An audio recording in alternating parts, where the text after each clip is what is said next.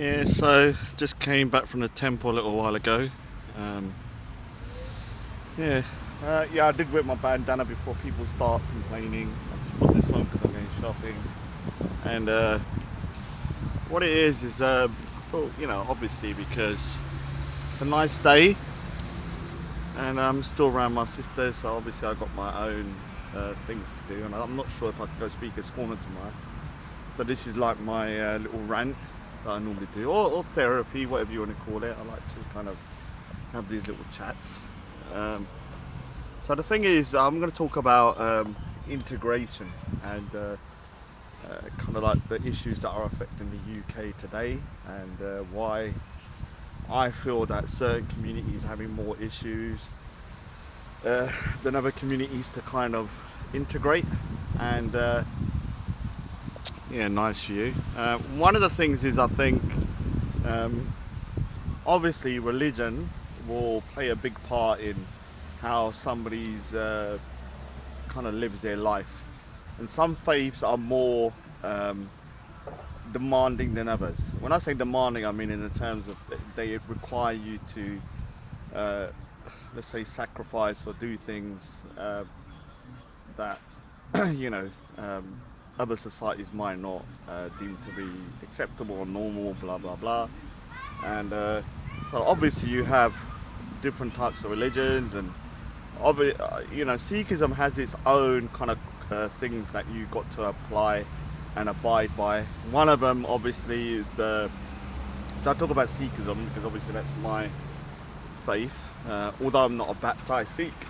So as you can see, I don't wear a ceremonial sword, what we call a kirpan.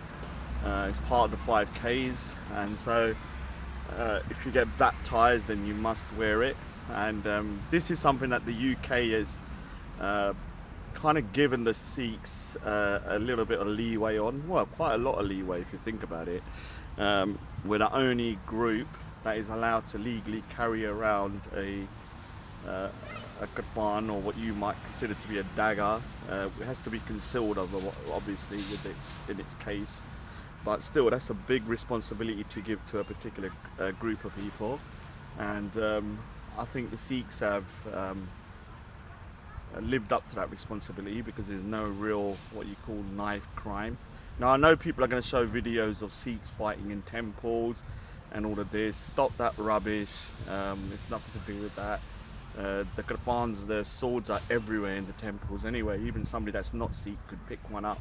But I'm talking about walking around the roads and the streets and stuff. And so it's a big responsibility, and the Sikhs have lived up to that. I think it's been 20 years or so since it become illegal. I need to double check. And the Sikhs have done a good job. Now remember, I've got a very weird sense of humour, so I know this is going to trigger people, but I always do the joke, even at Speaker's Corner, probably why I'm hated so much, that if Muslims were allowed to legally carry a knife, how long would it take before someone's dead or hurt? I normally say around 30 seconds. Sorry, I know, but I will take a couple of hours at least before somebody's hurt, because we have a different kind of mindset, I think. And I'm not saying that, I think most groups would find it hard to handle that particular responsibility. There's a reason why the Sikhs have been able to do it, because the kirpan isn't just seen as a dagger, it's not seen as a knife, it's seen as something much more important than that. So we don't just pull it out whenever somebody says something. So it has to, we have a utmost respect for it, and so this is why we haven't had that issue. Then you have also one of the other things, the little quirks that the Sikhs have managed to kind of get for themselves is when we don't have to wear motorcycle helmets. Now, yeah, I mean that's something that's that was fought for in the, I think it was the 60s or the 70s, and one of the people that actually allowed that to really go through was Winston Churchill. Whether you hate him or you like him or whatever, people are flawed individuals, obviously. Winston Churchill is one of them, but ultimately I think what he done was good. Obviously he had a lot of ideologies and thoughts that I don't agree with, but he was one of the people that said, look, the Sikhs have fought and died for this country in their thousands, so why not let them ride the bike? without their helmet on, so we don't have to wear the helmet. Obviously, we know that wearing a helmet is a sensible thing because it does protect you from injury. And so I do know some Sikhs who are baptized and stuff, they still wear the helmet. They pull their hair down and they put the helmet on top. But if they don't, let them take that responsibility. So these are two things that Sikhs have kind of asked for and have got. And I think we've shown a lot of, we've shown that we are a responsible community. So we've been allowed to keep those two particular kind of requirements that we wanted, and there's probably more. But then you have other groups, obviously. I mean, obviously, I'm going to mention the Muslim community because I think that's when you're talking about problems with integration. I think the Hindu community, Sikh community, and most communities have pretty much got a good kind of integration. And when I say integration, I'm going to say it again: integration doesn't mean assimilation. If you want, if somebody's saying a white person is going, well, you've got to become English. No, that's not going to happen because. Or why I don't ever classify myself as English, and the reason I say that, this is my own personal reasoning. It doesn't mean that everybody agrees with me or it's a Sikh from a Sikh perspective, because I see the English as a race, majority of them Anglo-Saxon, and I consider myself a Punjabi from a Sikh background, and so that particular ethnicity and that particular race I don't think can really be changed, to a certain degree. I can't suddenly become a white Anglo-Saxon man. I am a Punjabi and proud of that, Punjabi Sikh, and I'm proud of that particular culture. And so should the white people be proud of their culture as well. And so for me, I see myself as British Punjabi Sikh, and this is one of the things I think helps the UK in a way that other countries are going to have problems with, like France and Germany, because someone calling themselves French, and they may not feel French. Like the French is a very, very kind of like specific thing to be. So I think being under umbrella of British, that kind of a separate category that encapsulates a whole group of people that belong to a particular island, the UK, I think is something that will help long term as well, because I think I can call myself British. I don't have no qualms about that, but I would feel uncomfortable calling myself English. English for me is an ethnicity. I know people are not going to agree with me, but that's how I feel. I'm a British Punjabi Sikh. I'm proud of that, and so that's one aspect I think the UK has in terms of its ability to absorb people better, just because of the fact that you have that umbrella of British. And the one thing is that before I go, I'll do that after. Actually, I was going to do something. I was about to do a video because I watched The Life of Brian, and there was a scene about stoning. Christians and Jews and everything obviously used to stone in the past, and I wanted to show, and they showed how absurd it was through a sketch. And so I wanted to do my own little sketch, and I had it filmed actually. Maybe I might put it up, but it was too controversial. I didn't want to kind of like offend too much, because there are Muslims that I really get on with, and I was like, all right, should I put it up? So what I was gonna do was like, I'll just show you what I was gonna do, which I actually filmed it, but I haven't put it up. I was like looking for stones like this. Where is it? Like this or that, and I'd pick up the stone and I'd kind of rate the stone in terms of its throwability. So I was doing this, like how much damage would it do? And so I did that video and I watched it back, and I was like, all right, can I really put this up? Because I just wanted to show you how stupid it is to stone someone. Like, it's ridiculous. I mean, if you was to do this and then chuck it at someone's head, it's madness to do that, because they've committed a particular sin that you deem to be unacceptable. So that kind of ties in with I think one of the issues that kind of non-Muslims have with Islamic kind of Islam as a religion. There's a very strict penal code, which for us is very, very difficult to understand. I just still cannot get my head around why you would want to even think about executing someone. someone for being gay.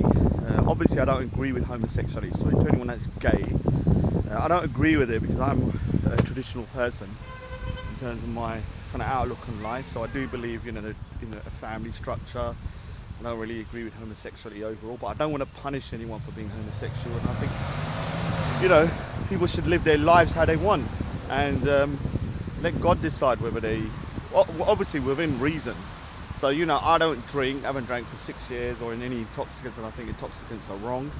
But if someone wants to do it, that's their decision, they can learn from themselves that whether it's wrong. And also other kind of sins that, I don't agree with adultery and all of this stuff, but people should not be killed for this kind of stuff. So, I think one of the things that people have a big issue with when it comes to Islam and Islamic culture and stuff is the real unforgiving nature of its penal code in terms of Sharia. So whenever you talk to somebody, one of the things they'll first say is it's normally going to end up in 2 ways: the grooming or no Sharia. We don't want Sharia. And I think this is a big problem in terms of how people perceive Muslims to be. I've spoken to a lot of Muslims and they say they obviously as a Muslim they would want Sharia, which I don't know why you would. The penal code is terrible. Obviously there's other parts of it that are probably good about you do look after your elderly and there's good parts of Sharia, but if 90% of it's good but 10% of it is pure garbage and evil, then take the 10% out and just concentrate on the good stuff. And I know I'm going to get a lot of heat for that, sorry. My language is very loaded. I've got to start refraining from loaded language.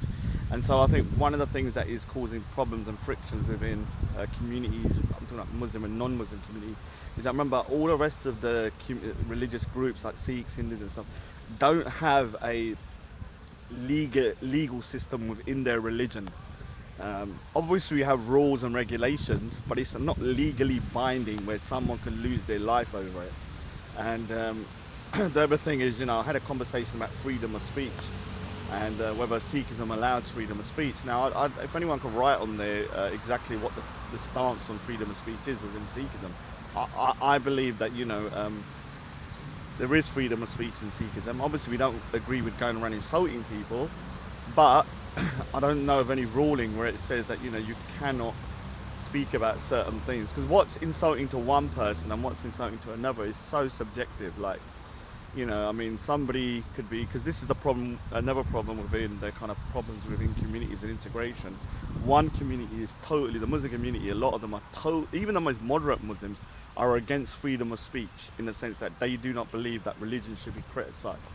And then you have another community, which is the non-Muslims, especially the indigenous population of whites, who are mostly becoming atheists, which is bad as well, because I've got to say one negative before I go on, is, I do believe in traditional values, and I think Christianity does give that traditional values. The West is becoming, what I say is the West is all the way over there in terms of liberalism and becoming too far to that side, and Islam is going way too far to that side.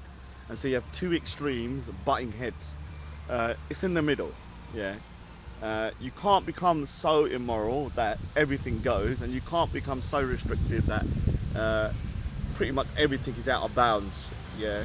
And you're pretty much going to be penalised for things that are more misdemeanors rather than outright, what I call them, things like murder. I don't really agree with the death penalty full stop, but if they did, if you're going to do it for the death penalty, fair enough. But doing it for like having an affair and stuff like that is crazy, and stoning them is absolute madness. And so this is why you're having a problem with people saying no Sharia, no Sharia. Even I worry about Sharia. I'm like, and I try and rationalize that it can't happen, but it can happen if you think about it in the long term. If you're looking at it in the next 50 years, no, it can't happen. But if you look about demographics, now the West, yeah, is destroying itself. So you can't keep on blaming Muslims for this. They are destroying themselves in the sense that they are not having traditional families anymore. They are not encouraging people to have families and to have both parents in the house. It's normal now for people to abort babies on the thousands and whatever. And obviously I'm against I'm pro-life, so I don't agree with that. And so what you're having is that two cultures clashing. One of the cultures believes in very strict family dynamics, which I agree with to a certain degree, and the other one is now become so the opposite, that you have the family structure is basically breaking down, and so they're not having children at the rate that they need to. So the white population is only, I think, 1.6 per household, and the Muslim population is like 3 point something. And you could just do the maths over a particular time frame. If the trends continue, it could be 100 years, 150 years, whatever, the demographics of the Muslim community will grow. And it will start to grow to a certain degree that their population will be of a particular number, and it could go to 20-30% at some point. Now, you know, I'm talking about maybe 150. Some people may say it's sooner, like 20-30%. Now, when you have a population of 20-30% that are Muslim, you can then affect, even 15%, you can then affect legislation within a country. You can affect their laws because you have enough political power now to be able to affect it. Because most people want to be elected when they're, you know, even if they're white or whatever, if they're elected, they want to appeal to their demographics. And so what will happen is that there could be a point in the future that kind of like a subtle Sharia would start infiltrating Parliament. And you could have blasphemy laws at some point, which is very dangerous. I think all religions should be able to be criticised, and all ideologies should be able to criticise, because it's so subjective about what is offensive. Like, you know, right now, if you walk down to a Dawa store, they will openly say Jesus Christ is not the Son of God. To a Christian, that is very offensive. To a Muslim, it's just, to them, it's a fact. Now, you take the other way around. You will have Christians with a stall saying that Prophet Muhammad is a false prophet. To a Muslim, that's very offensive, but to the Christian, it's not. So where do you draw the line then? You know, where do you draw the line? Because then you have to outlaw everything, because every group will be affected. So a Scientologist might say, well, I don't agree with you criticizing L. Ron Hubbard or Scientology. I could then say, I don't want you criticizing Sikhism or the Gurus. And so you have to keep it open in terms of free speech. And I think this is one of the things that people are clashing with, this free speech, especially. And this obviously is under Sharia as well, because there are blasphemy laws and stuff like that. Then you have, obviously the Sharia is one thing that scares people, or even scares me. I'm like, obviously I'll be dead, and so I don't think I'm not gonna have any offsprings from what I can understand. I don't want to leave anyone in this world. I think it's a pretty, let's not get negative. Yeah, let's not get negative. I'm trying to be positive. And so you then have small little quirks that are causing problems within integration as well. Now, I would say one of the things is, I think the humour of the British is very, very, very dry, very, very, very sarcastic, and very, very kind of like ironic and stuff like that. And so my sense of humour is very, like, my best comedies are not American comedies. I love British comedies. League of Gentlemen, Peep Show, The Office, you know, Red Dwarf, all of these comedies. Yeah, I've only got one comedy that's an American comedy in my top 10, and that's actually two. There's only two: Curb Your Enthusiasm and Seinfeld. And both of those comedies are very British in their sense of humour, because they're very, very dark. And one of the problems I've faced and I've seen is that, not as I was growing up, I think the Muslims as they were growing up were much more integrated, but as they're becoming more religious, their sense of humour is very, very, very, very off compared to the British sense of humour. You try and have a joke, and it's like, you know, talking to a freaking android or something. They cannot understand the joke.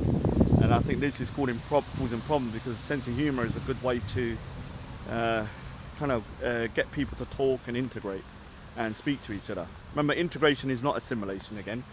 Doesn't mean that you have to lose all of your culture. I will still be a Punjabi Sikh, and I still wear traditional clothing and my turban, but I do feel British in the sense that my outlook on life and the way what I believe is British, in the sense that I believe in secularism, I believe in freedom of speech, I believe in democracy, I believe in you know, freedom of religion, freedom of choice, that you can have your choice about whether you want to, what you want to do, and God will judge you after that. Obviously, I would like to outlaw something like abortion to a certain degree, unless someone's been raped, because I think that's another topic. Let's talk about.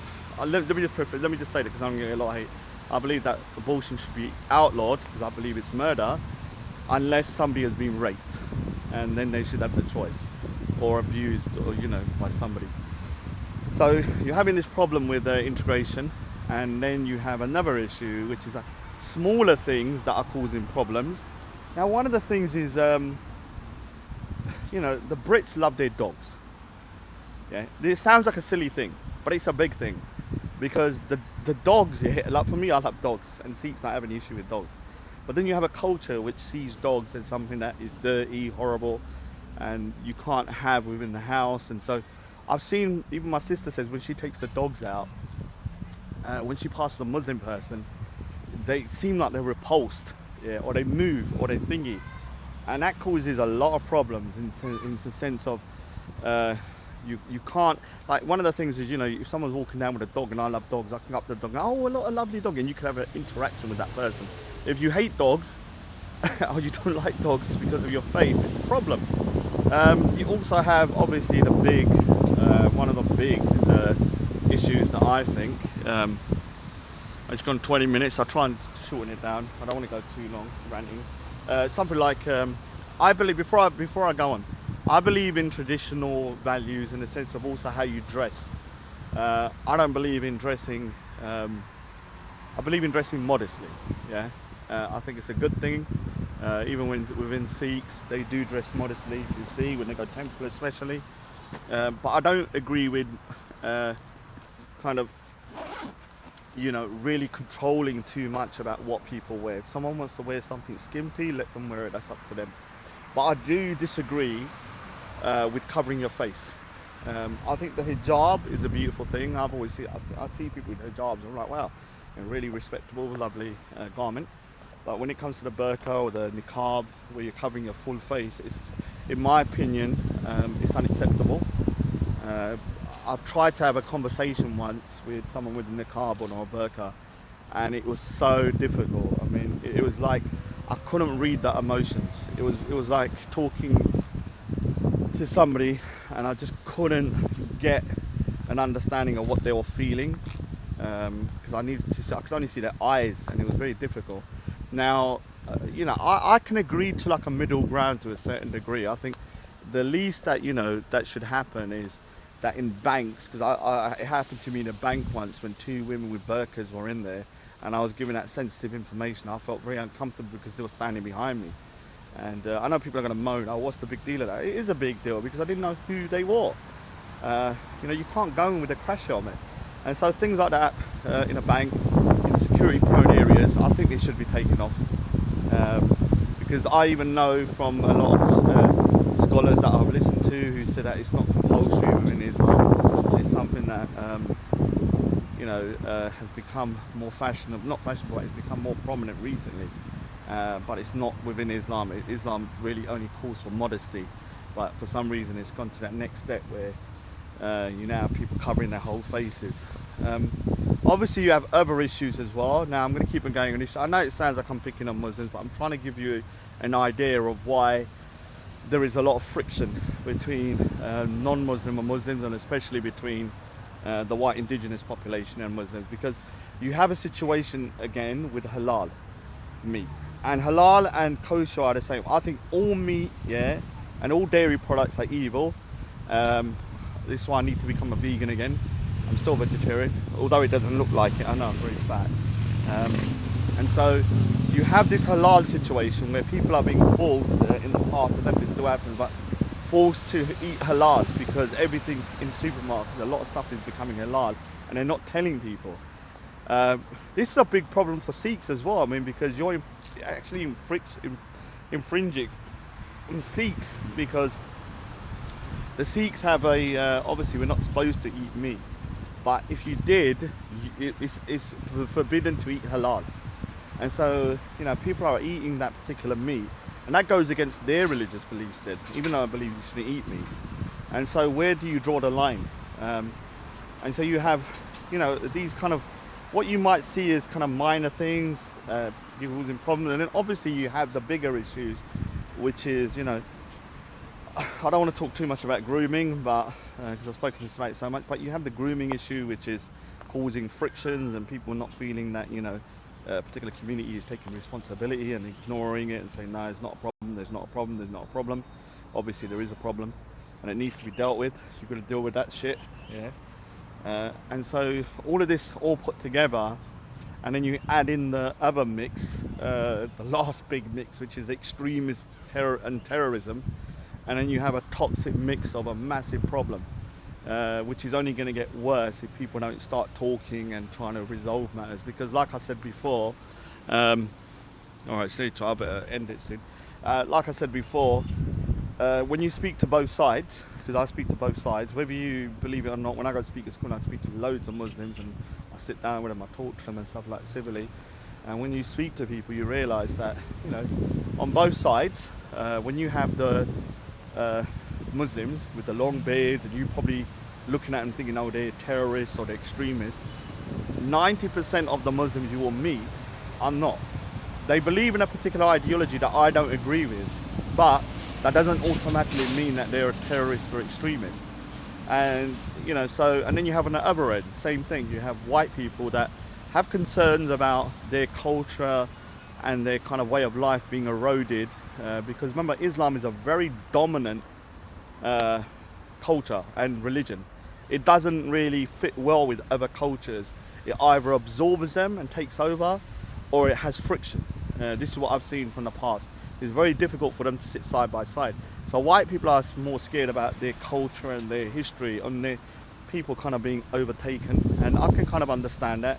I don't agree with their thought process totally. And so they're looking, you know, they got the white, you know, white guys with skinheads, and they support Tommy Robinson. And most of them are just nice people. And obviously you will have, once again, 90% of them are probably just decent people who have concerns and want to live their life. But you have the 10% that are crazy, and the same with the Muslim community. You have a 10% that are crazy, and both sides are looking at each other, hating each other, thinking, oh, you're a white racist with the bald head, and the other side's looking, oh, you're a jihadi with a long beard. In reality, if they both just sat down together and had a chat rather than demonizing each other, they'd probably get on quite fine, you know. Obviously they won't go out to the pub and stuff. I don't agree with drinking, but they wouldn't go out and do stuff like that, but they could have a good conversation. Yeah, one of the other things is that I'll hear from Muslims a lot about, you know, when I say British culture, they normally go, oh, why this, just going out on a Saturday night, drinking and this and that, and they just, no, the culture is not just about that. That is one aspect of British culture that, you know, I was part of. I don't really do that anymore. But culture is everything. It's like where you are. It's about the city. It's about the people. It's about the arts. It's about the music. It's about the buildings, the you know, the history. It's everything encapsulated. You can't just narrow it down to, oh, it's just drinking and going out. Oh yeah, and one thing, another thing is, I've got to touch upon is, I think another problem with the clash is also with the arts and music. Now I remember within the West and other cultures and Sikhs as well, art and music is very important. Like, you know, it's something that, you know, I think with Britain it really defines its culture, is the arts and music as well. And then you have Islam that in essence says music is not allowed, which I think is really crazy. Music can be beautiful. And then it also says, oh, you can't have, you can't really do pictures of living creatures or anything like that. And that's insane if you think about it. It's insane. I don't agree with idolatry, yeah. But drawing a picture of a, you know, I remember, I might do a video, a reaction video of Ali, or a Dawa man in his snowman video, saying that you can make a snowman, but don't make the head, just put the body. Otherwise it's worse than anything, even murder. If you put a head on it, yeah? It's the worst thing you could ever do. And so you have that issue again with something that's very important within the West, which is music and art and stuff like that. But in Islam, it's prohibited. It's something that shouldn't be done. And so, you know, what would happen if Islam would take over? I'm going to be honest with you. I mean, Islam is against the arts and music and that particular type of culture. Is it against culture per se? No, it has its own particular culture. But if you're talking about, does it go against what I call the West and maybe even, you know, like the Sikhs and Hindus and stuff, it does go against our way of life, in the sense that I love music. I mean, obviously not degrading music. I used to love hip hop and stuff. I've stopped listening to it because I find it's become destructive. Obviously not all of it, some of it. But you know, I love art. I'm an artist myself. I can't live without art. You know, I love drawing. I love looking at art. And so you have these, you know, you have these two separate kind of real, separate polarizing communities. Yeah. That are so opposite. Like I said, I think Sikhs are in the middle, but you have the white indigenous population over here, and then you have the is more kind of hardline Muslims over here. And so what we need to do is to, I'm not saying come into the middle with the Sikhs, because Sikhs, I'm not saying that. I'm just saying come more to the middle on both sides, and you can meet a bit more. But at the moment, that you're so polar opposites in the way you think about life, that you're clashing massively. And all I can see is in the long term, if people don't start talking and really addressing these issues, you know. I have thought about one thing before I go. I thought to myself, how can you stop people? Because I hear a lot of people saying, we don't want Sharia, we don't want Sharia. I'm like, how can you stop people from saying that? Because one way I thought was that if the UK was to impose some kind of put some kind of legislation through that states that no foreign laws can come into UK law. I think Texas done that, and I think that's a good way of kind of limiting any kind of infiltration from laws that are kind of foreign to the UK, infiltrating the UK. I know it's just an idea that has been implemented in Texas and in the USA, and a lot of people were getting angry because they're saying it's against Sharia. No, it's against all foreign laws that go contrary to the US law. But obviously, the one religion that does have a strong kind of penal code or a law through Sharia is obviously going to be the Muslim community. Oh, and obviously you have loads of Sharia courts. This is another problem that, you know, I think really annoys. I'm trying to explain what I think annoys white people and non-Muslims, and that's another thing, because you go around. I know one. I don't want to say where, but I know where the biggest Sharia court is, and it's problematic in the sense that, you know, people say, oh, obviously, you know, these courts don't have any legal rulings, or they're not legally binding. But you're not looking at it in a what I call proper way, because to a Muslim who's devout, yeah, whatever ruling comes from that court is from God to a certain degree. So it will supersede UK law in their mind. Now you will have cases, loads of cases where you have